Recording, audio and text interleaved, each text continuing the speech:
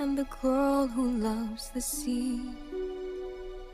It calls me. Ngiyanibingelela nonke bantwana bedlozi.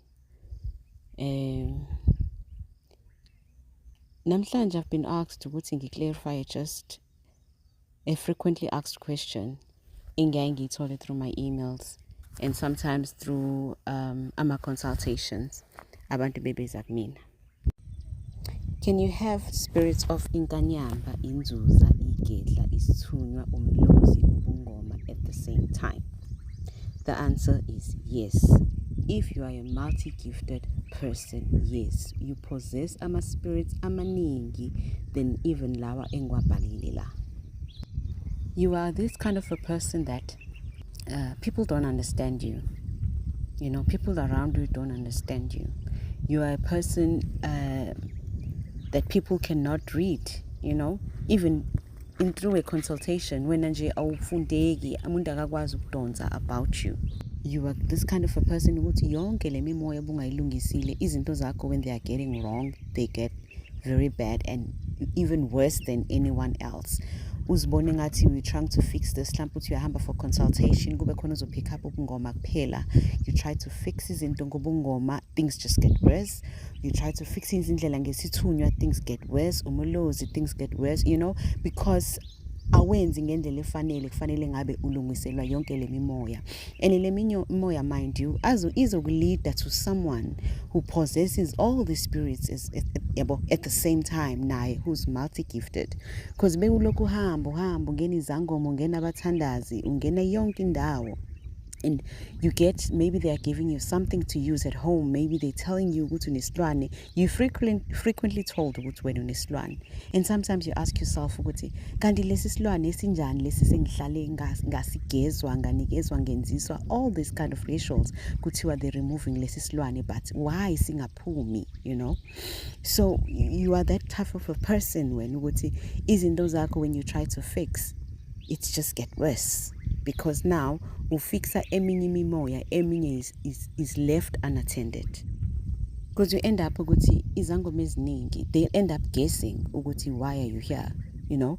Abanye baze bathi no, why awunayo inkinga wena, akukho kutheni ngikubona, yet you know ukuthi you're struggling, nothing is coming right in your life, nothing is going right. You've been trying for a long time, but just nothing is not coming right in your life, you know?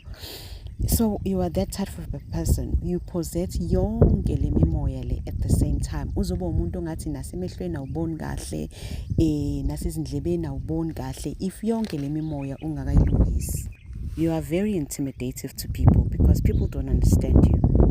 And some bavele bakubuke nje bathi uyasitshela, yet awushongo lutho, you know, uyileyo muntu nje who's very intimidating. Let's talk about someone osebenzayo vele kwamlungu. You'll get your manager or your supervisor. I feel like intimidated by you. You know, sometimes it's very hard to supervise you. Uyilo umuntu nje who's not so easily understood. You are always misunderstood. Umuntu athi uhlinile noma ucasukeleni why umbuke kabi, and yet no. Awuyenzi yonke leyo nto le because your eyes are very intimidating. Yonke into about you is. Yet at the same time you're a very lovable person. Ngoba phela kuqubuka inzuza kuwena omunye umuntu bekubuka kwesinye isikhathi kuqubuka umlozi, kwesinye isikhathi kuqubuka isithunywa, a pure and sweet spirit. Kwesinye isikhathi kuqubuke noma imuphi umoya. Kwesinye isikhathi kuvuka ubungoma nje kuphakama amakhehla kuphakama umdiki kuphakame sometimes kuvuka umndawo because you are multi-gifted. Khona lapho because unobugedla uphuphe, you dream of yourself being given herbs. You know, uzutshelwe amagama amakhambi ama-herbs and everything. Sometimes you dream of being given isikhwama full of pythons. Sometimes unikezwe isikhwama full of herbs. Sometimes usinika isikhwama maybe sinama seashells, maybe it's got bones if umuntu ozobe usebenzisa ama-bones, but you always find yourself ukuthi kunalobu bugedla obukhona ngawe. Even when someone talks to you, it's either they start ukuzamula or umuntu abhodle, you know.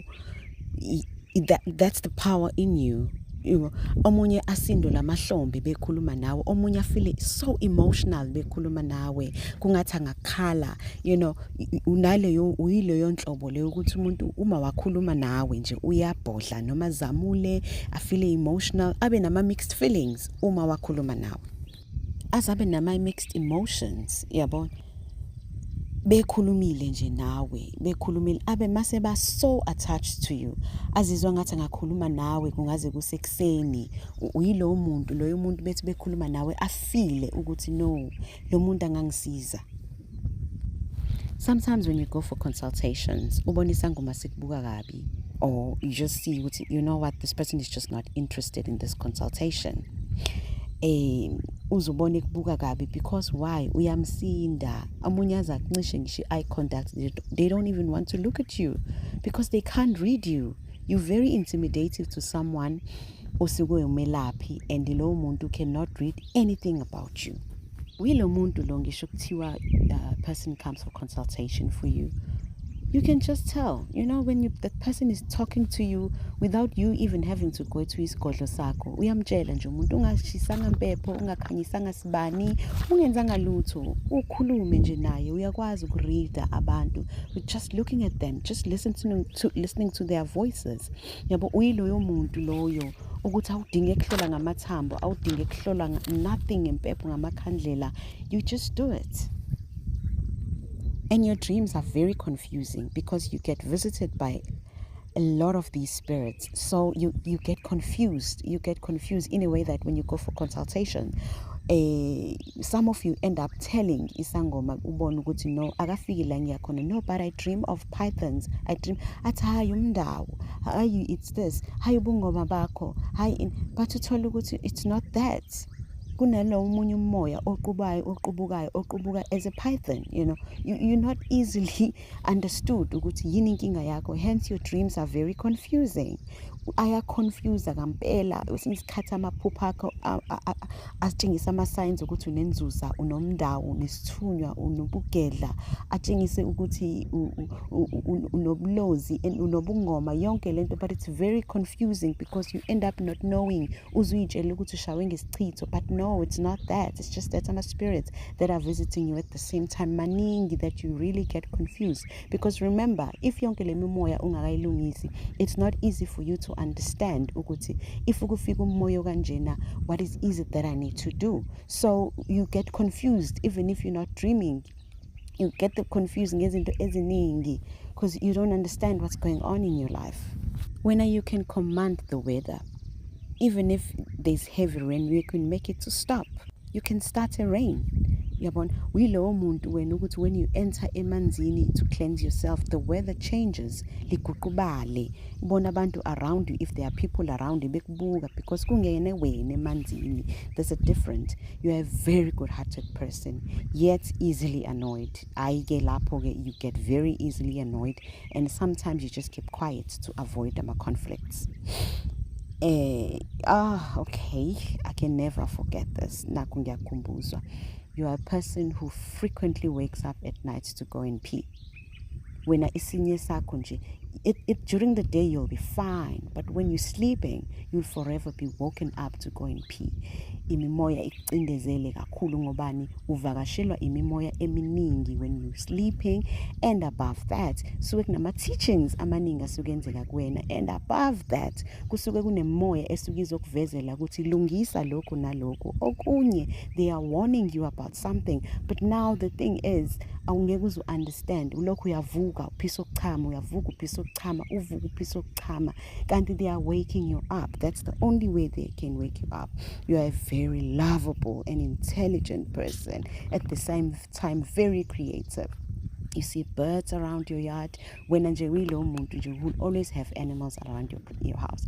Esigodlweni sakho wena, you have different types of izembatho. You get ijazi lenzuza, igedla, ubungoma, isithunywa, umlozi, you name it. Omunye umuntu azagcina nga understand athi amajazi amangaka okanye amabhaya amangaka kanjani, anga understand kanti imimoya miningi kumbathile, because you are this type of a person ukuthi uma bekuzofika umuntu wesithunywa esigodleni sakho, isidalwa sizokutshela ukuthi kuze umuntu wesithunywa, and they'll tell you the right a garment to use that day. Bazokutshela ukuthi ke iyiphi ke isembatho ozosebenzisa bekungena lo muntu athi ephuma lokungena omunye ohlupha mhlawumbe igedla, bakutshela ukuthi hayi lo ufanele nje athatha leli adjust leli, kufike futhi umuntu womndawo kanjalo Isithunywa, singisibalile Isithunywa, Umlozi, Inzuza, bonke, because lezi embatho zakho njengoba zigcwele isigodlo sakho nje, they all have a purpose. Ngobani? Uhila ngayo yonke le mimoya, hence bazokulethela bonke abantu abasuke bedinga ukulapha ngale mimoya. When you are a person olapha konke, angibeke kanjalo, uyasilapha Isithunywa, uyabulapha umndawo, uyabulapha ubungoma, yonke into kuwena. Ngobani? Yonke uyenze ngendlela efanele. When it's time ubungoma bakhona uyabenza futhi ubenzisise yonke iprocess yebundawo, yonke iprocess yenzuza, yonke imimoya yakho usuke usuyilungise ngendlela efanele, and you heal ngayo yonke. Let me just end it because there's not much ebekuthiwa ngiyibeke kakhulu. Ngiyabona ukuthi hayi sekuthiwa let me not go any further than that, because above that, if I should reveal a lot, kunabantu abagcine sebe confused, athi umuntu ezixakelwe nje iy'nkinga zomhlaba, and yet abantu they think ukuthi imimoya, kanti cha, we are human being, we are just human. Bantwana bedlozi, some of us, not ukuthi sisuke sihlushwa imimoya, thola ukuthi okunye abanye bethu it's just health issues esisuke sizidingela ukuthi sibone odokotela ukuwena ukuthi usuke ufuna ukutreat-a kanjani. Kodwa however, not wonke ama-signs athize or ukugula okuthize suke kuyimimoya, not ukuthi umlaphi, unobungoma, unazo zonke izinto. No. Understand who you are. Understand your dreams. Your dreams will tell you a lot about yourself, and then you will understand. That is why it's very important ukuphahla nokukhuleka uzisondeze kuJehova kuze zonke izinto zakho zihlale zimbulelekile. If umuntu wamoya bazokutshengisa, uNkulunkulu uzokutshengisa ukuthi wena umuntu wamoya, and then lesidalo kuyizona zona uzosondeza kuwena ukuthi zizeveze.